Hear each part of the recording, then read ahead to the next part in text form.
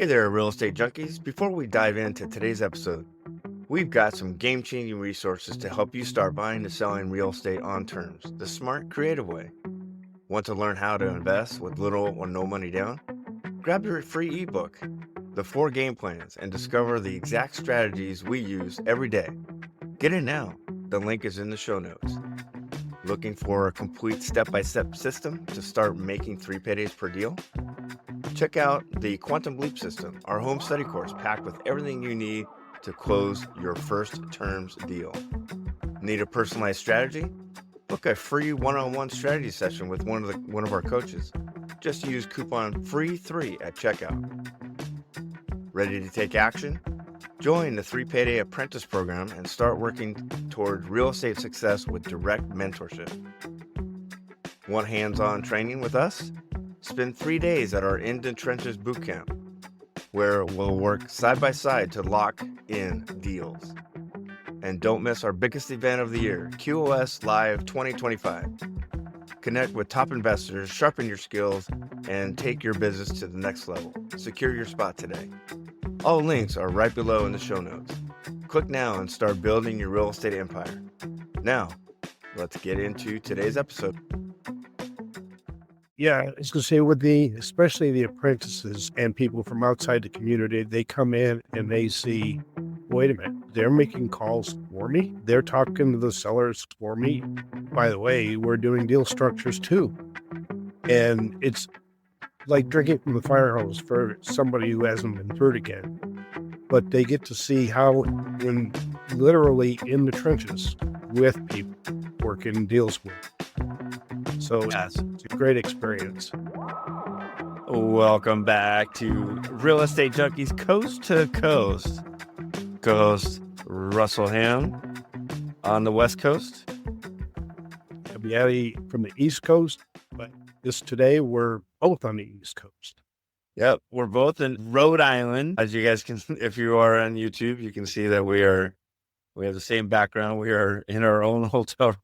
Just got back from a very long day with some associates and then some other new people that just wanted to tag along and see what we do. It's called the In the Trenches Bootcamp.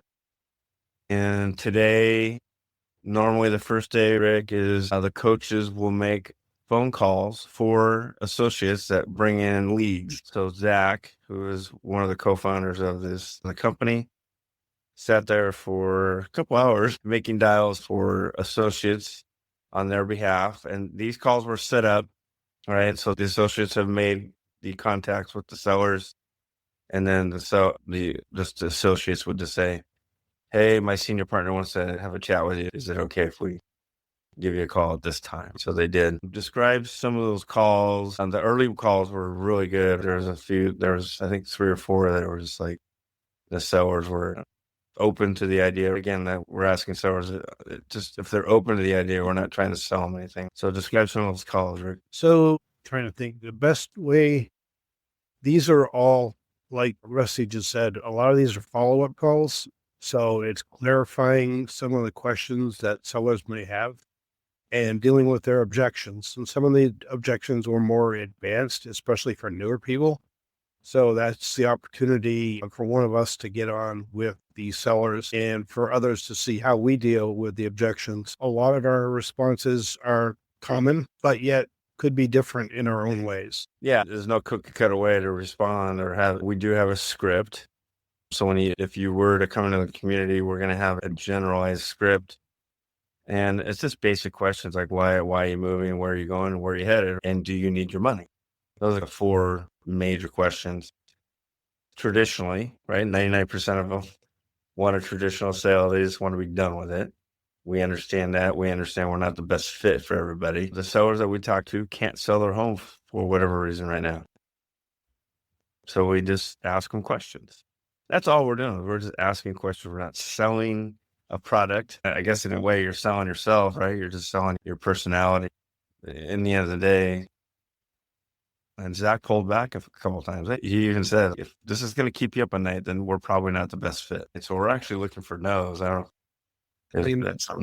Actually, there was one call that Zach made that the seller said hello. And as soon as Zach started talking, He hung up. So Zach said, we must have gotten cut off. So he called him back. Yeah. And the guy said, please don't call me back again. Oh, I guess he did hang up on me. Yeah. He's all, yeah, I hung up on you. Don't call me anymore. Okay.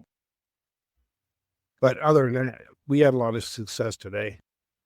Yeah. And I think there was 4 that answered. One was difficult, and we could talk about, we called it mirroring, right? We mirror the vibe of the seller. The first 3 calls, the sellers were like open. They were answering questions. They were disclosing some information that typically you wouldn't do on an average call with a stranger.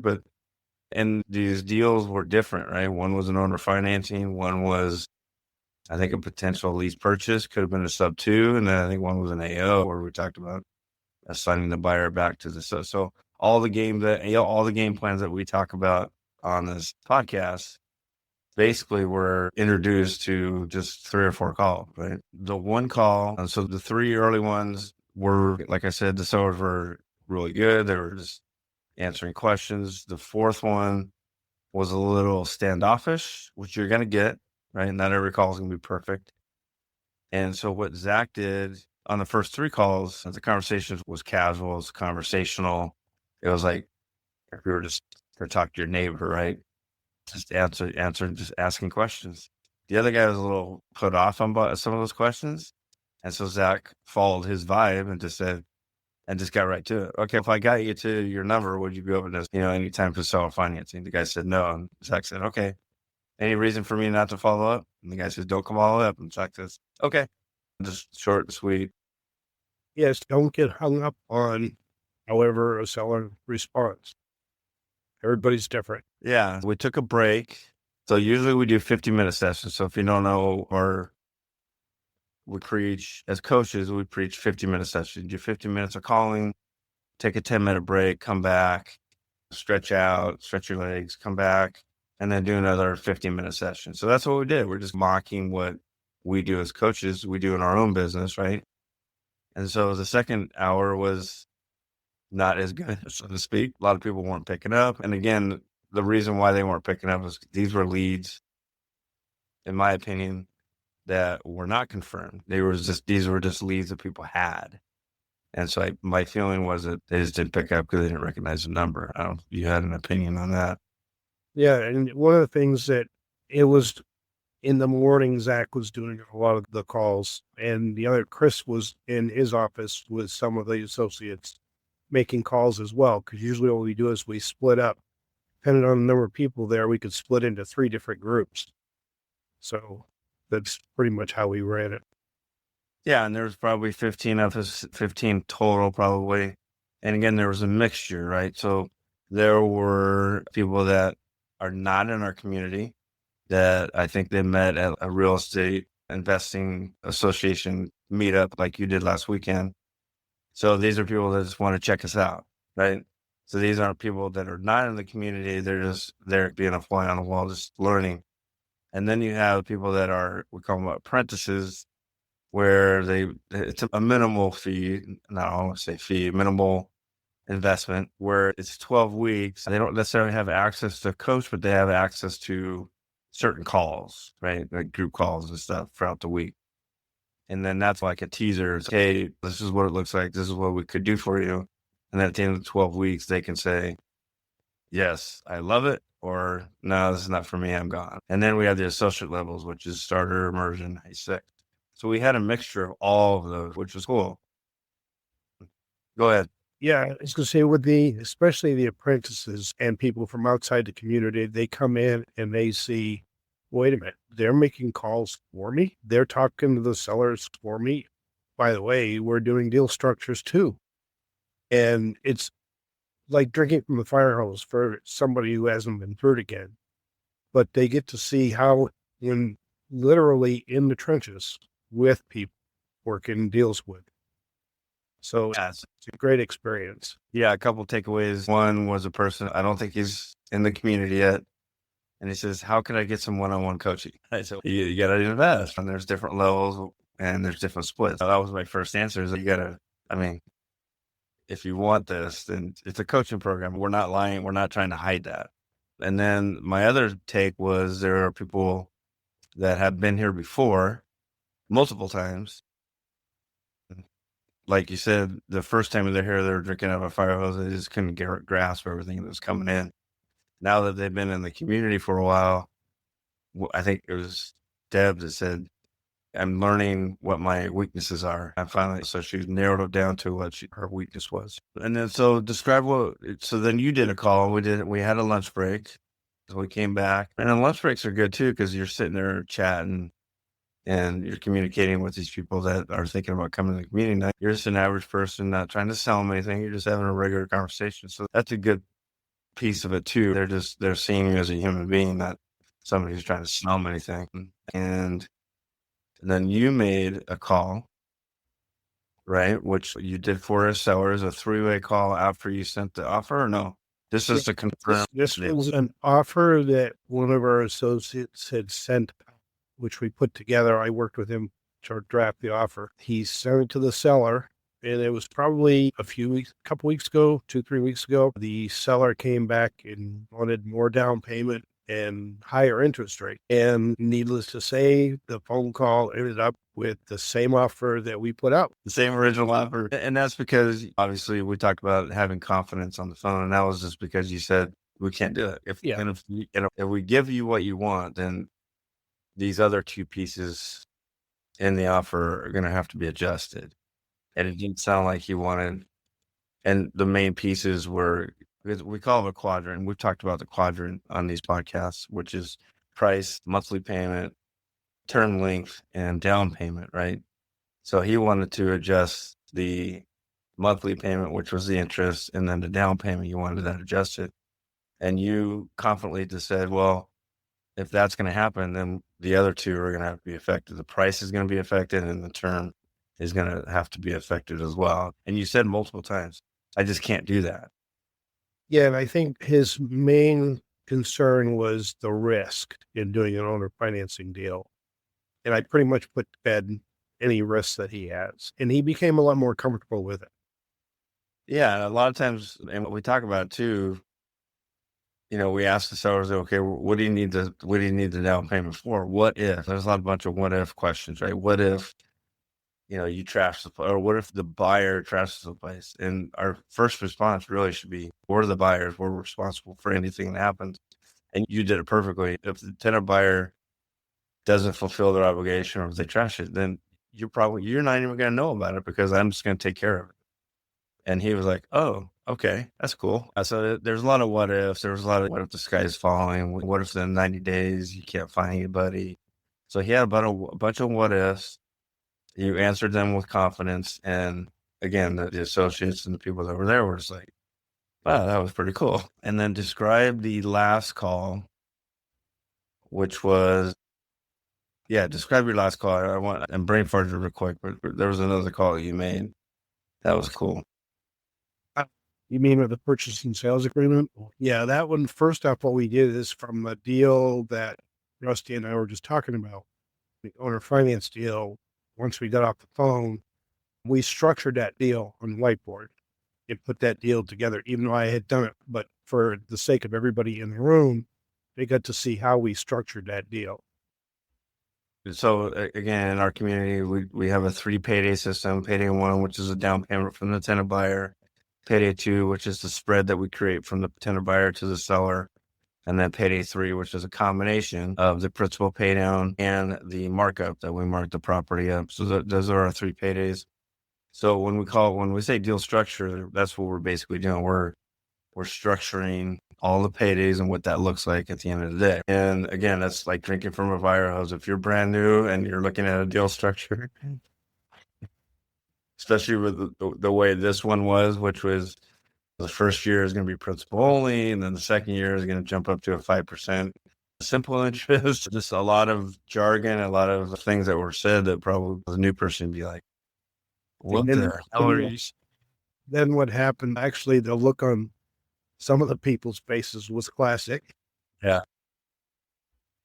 Yeah. And we have people on Zoom too. We don't recommend it because being here, the experience is the most important part. However, there might be some people that maybe has come before but maybe they just wanted to experience and just see it live. So we had, I think, 6 people on Zoom as well. And you can see the face, even on Zoom, you can just see their face. They're just like, what the heck is going on here? And then one of the things, in fact, that call there was a 3-way call.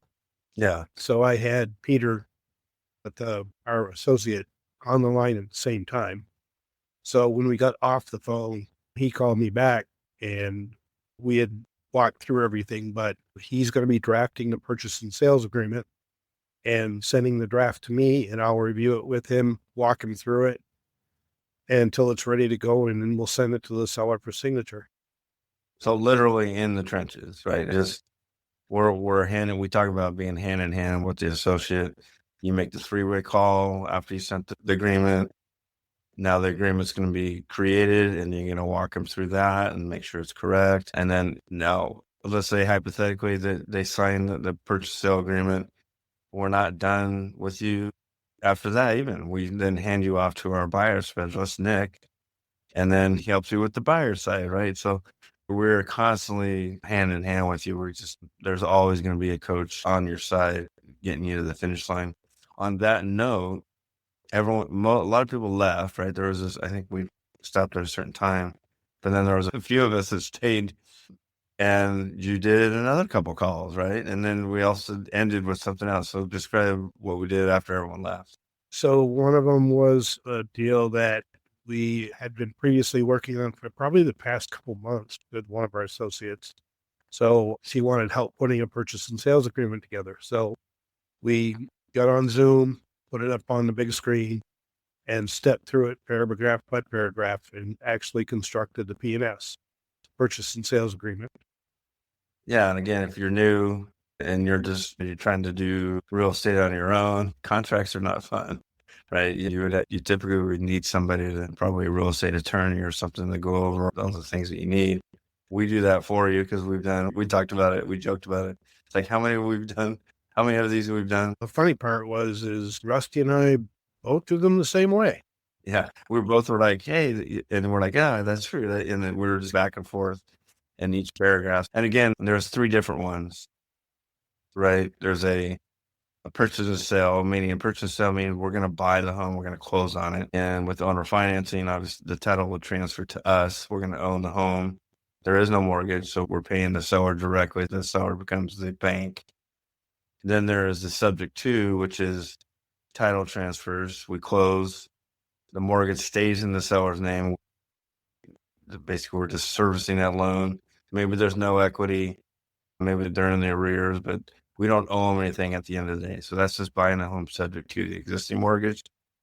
And then there's a third one, which is the hybrid, which we've talked about, which is the subject to owner financing component. Subject to, we're going to buy the home, close on it. We're going to service their loan. And if there's any equity left over, we're then going to owner finance that piece of equity and pay them off at a later date. And so I think that's what you were describing, right? And she pulled up, when she pulled up about Zoom, she pulled up the wrong ones. We're like, no, you need to go here and find the right one. And then she was able to. But it was cool because the people that stayed and were like, oh, this is great. Like, I didn't know how to fill this out. And so it helps them just see us do it in front of them because they're like, okay, I need a coach. Yep. So I think a lot of people left before they realized what we were doing. Yeah. So they were eager to get out, which for whatever reason, they just went out. But the ones that, and again, we talk about it all the time, that the associates we want to work with are the serious and the dedicated. The ones that just left early is, okay, you just missed out on some cool stuff. Hopefully you get some good nuggets while you're here, but if you're serious and dedicated, you should have stayed. Right. But that's day one. And I think so tomorrow's going to be deal structure. So from those calls that Chris made and that Zach made, I think there's 4 or 5 offers that we're going to construct in front of everybody that we're going to eventually send out to the sellers. And then out of those, there's probably going to be probably the 4 or 5 appointments that if we're going to construct an offer there's a couple of different ways we can do it, right, Rick? They can go to the house on the appointment, come back, and then we construct an offer. Or we can throw out an offer, hypothetical, right? These are examples. And they'll say, okay, it's contingent on us seeing the house, right? So tomorrow we're going to go over those 4 or 5 offers and do a deal structure in front of everybody. And that's going to take a long time because there's going to be a lot of questions. I'm sure there's going to be different deals. Again, every deal is different. There's no one way of doing it. It's not like a fix and flip where I'm going to get a mortgage. I'm going to buy the house and then I'm going to do this and this. And I think you saw that when we put together the purchase and sales agreement, because there was no monthly payments to the seller. So you remove those paragraphs. Yeah. There was no interest, obviously, on this particular deal structure. So you remove anything dealing with interest or amortization. So yeah, each deal's different. Yeah. And that's probably why you need a coach, is because not every deal is the same. Now, the associate that we were helping, she has a template now, so she can plug and play maybe. But we told her, don't forget about this. You might need that paragraph in another deal. So don't put that paragraph aside so you can put it back in there when you need it. Yeah. So good stuff. Tomorrow we're going to do a lot of deal structure. And then on the final day, which is the half day, we typically would do maybe some strategy sessions, right? For people that are, I think there's 3 or 4 of them that raised their hand that they wanted to leave their W-2, right? Yep. So we look at their goals and identify a plan, specify a plan, how to get them to that point. Right down to the point of how many calls you need to make, how many leads you need to make. So it's very specific. All right, cool. Rick, let's go to dinner. Let's get out of here. See you there. I'll see you in a couple of steps here. I'm going to go get myself a whalers. Okay, do. A whalers rise. All right, take care, everybody. See you guys. Yeah, everybody.